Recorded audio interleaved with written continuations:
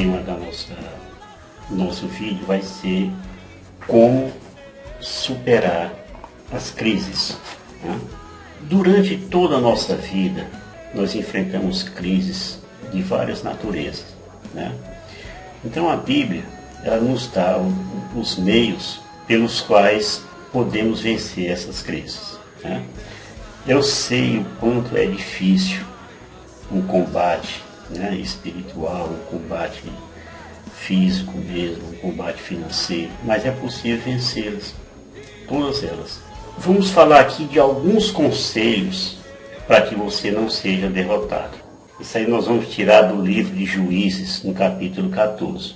Como que uma pessoa cheia do Espírito Santo pode se levar à derrota? Pois é, mas com Sansão, né, o conhecidíssimo Sansão, aconteceu isso. Ele era um nazireu, né? Nazireu, para quem não sabe, eu vou colocar aí, né?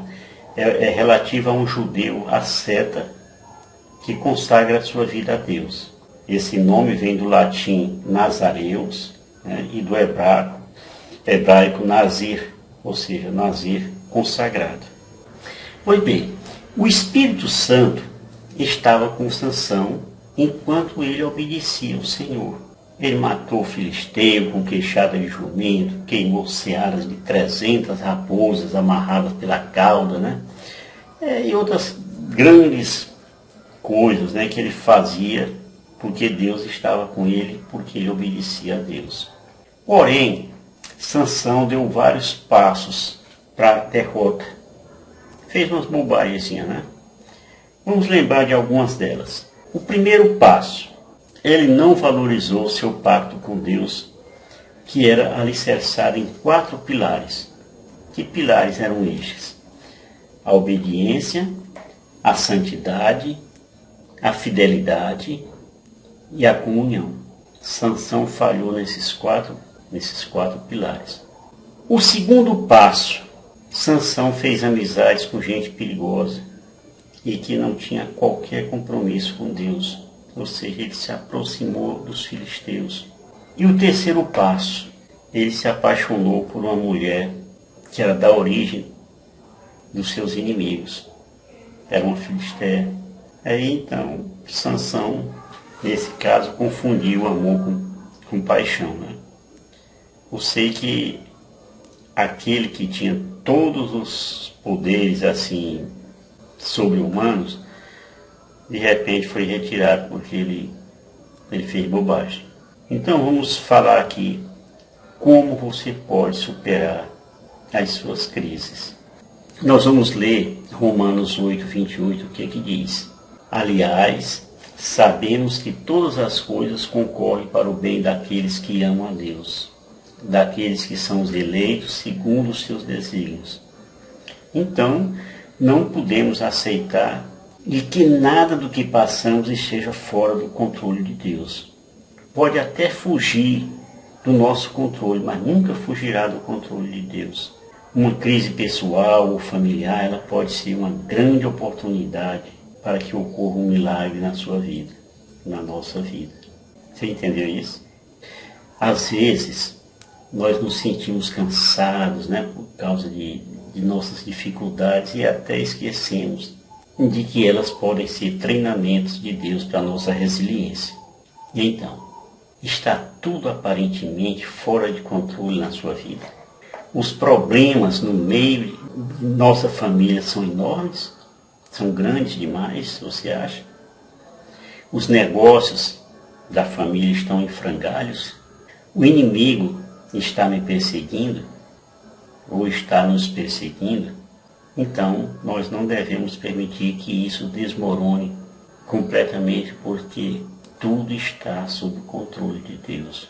Veja que durante as dificuldades da nossa existência, o diabo realiza coisas para nos levar ao desânimo. Ele tenta nos roubar a coragem. A nossa família nos perseguiu incansavelmente através de zombarias, boicotes, ameaças, tal. No entanto, Deus preservou dentro de nós a coragem. E quando eu digo a nossa família, Eu digo também, além da nossa família, as pessoas de fora. 2. A estratégia de Satanás é levar ao sentimento de amargura. Então nós devemos aprender a glorificar a Deus. Não foi isso que fez o Jó? O Filho de Deus, ele não se afunda em tristeza.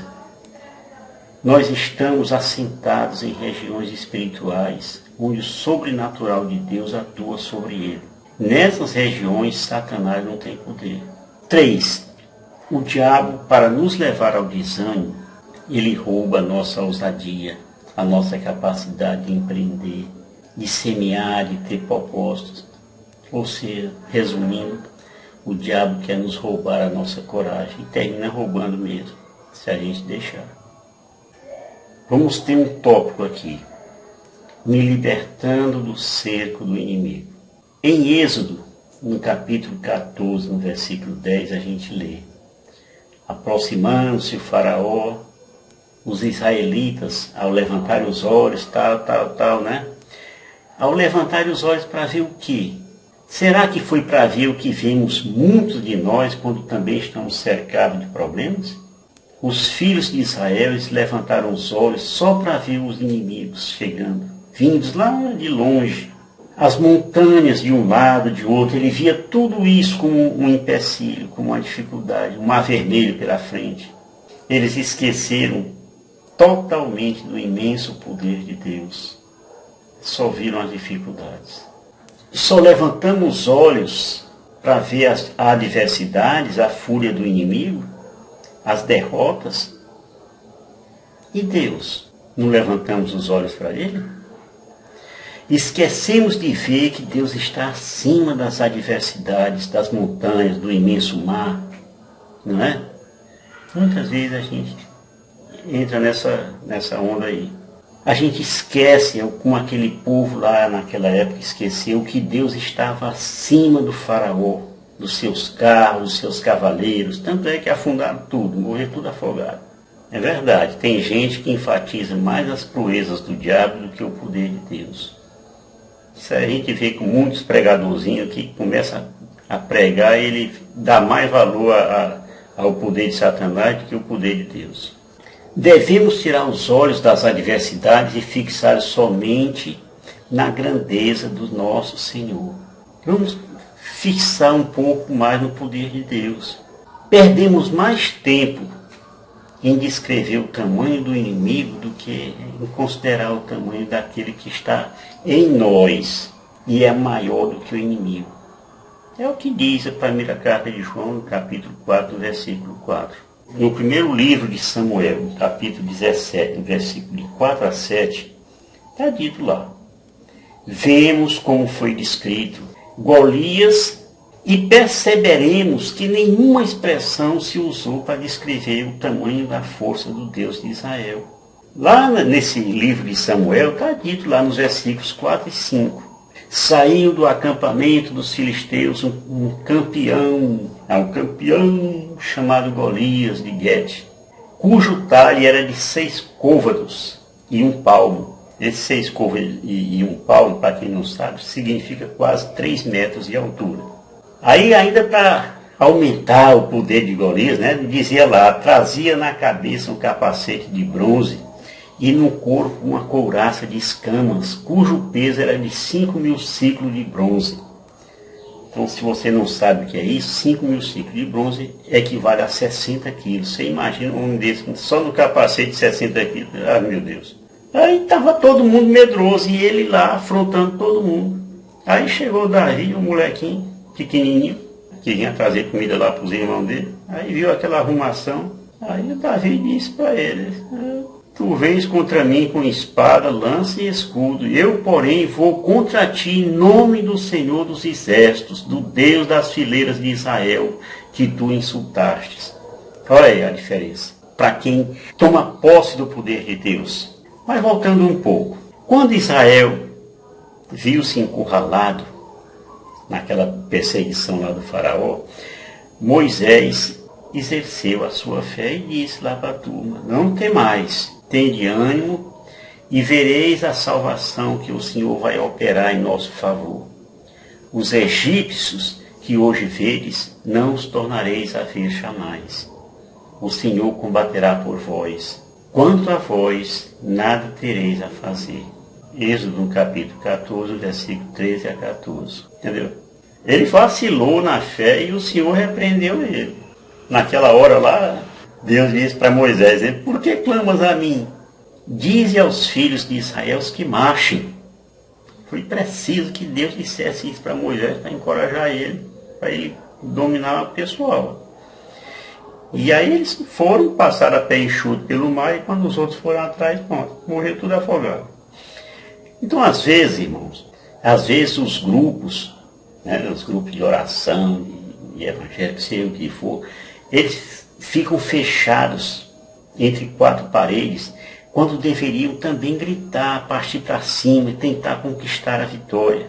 Vejamos, por exemplo, o que houve quando os espias israelitas ficaram com grande medo dos habitantes de Canaã, ao temer a altura dos filhos de Enaque.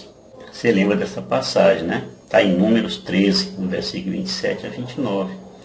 Então eles foram lá e viram aquele pessoal grandão, aquele assim, nossa, aqui não vai dar para nós, não. O negócio dos homens são altos demais.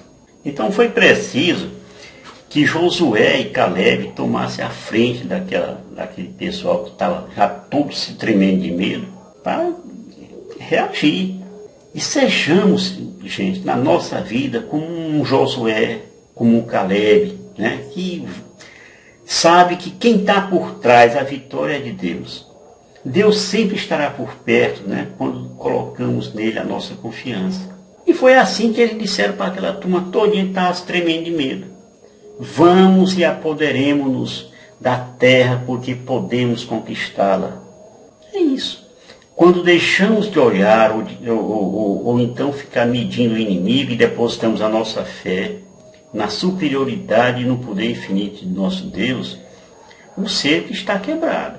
O inimigo baterá em retirada, o mar será aberto, né? Ou transformar-se-á em caminho sólido. A pessoa passa pé enxuto. Então nós podemos realizar muitas proezas com a graça do Senhor. E Jesus? O que é que Jesus aconselhou sobre a superação de crises? Jesus ensinava os seus discípulos, antes de sair de Cafarnaum, e ele percebeu neles uma certa angústia, um certo receio. Ele viu que esses discípulos precisavam superar aquela crise que estava acontecendo e disse para eles, vinde a mim, vós todos que estáis aflitos sob o fardo, e eu vos aliviarei. Está vendo aí o que Jesus disse? Enquanto a pessoa estava ali morrendo de medo, ou morrendo por conta dos problemas que estavam acontecendo, Jesus disse isso. Quantas e quantas vezes você também não está nessa situação e não escuta essas palavras de Jesus? Noutra oportunidade, Jesus disse a uma mulher que estava atormentada por um fluxo de sangue, fazia era tempo. Gastou o dia dela todinha lá com os médicos da época lá e nem dá jeito no negócio. Tocou lá no manto de Jesus, com fé, assim, eu vou tocar aqui, porque se eu tocar eu fico curado. E quando Jesus percebeu, ele disse para ela, tem confiança, minha filha, tua fé te salvou. E a mulher ficou curada instantaneamente. Mateus 9, 22. Depois, Jesus ainda disse, buscai em primeiro lugar o reino de Deus e a sua justiça, e todas essas coisas vos serão dadas em acréscimo. Não vos preocupeis, pois, com o dia de amanhã. O dia de amanhã terá suas preocupações próprias. A cada dia basta o seu cuidado. Mateus 6, 33, 34. Tá? E é isso aí, meu irmão. Vamos ficando por aqui, mas eu espero ter dado algum alento, principalmente para você que nesse momento está passando por uma agonia, por uma dificuldade, né? Que não está sabendo como agir, ou que não tem ninguém que lhe aconselhe. É um momento difícil. Nos momentos difíceis, Deus está lá. Tá bom? Shalom do Pai.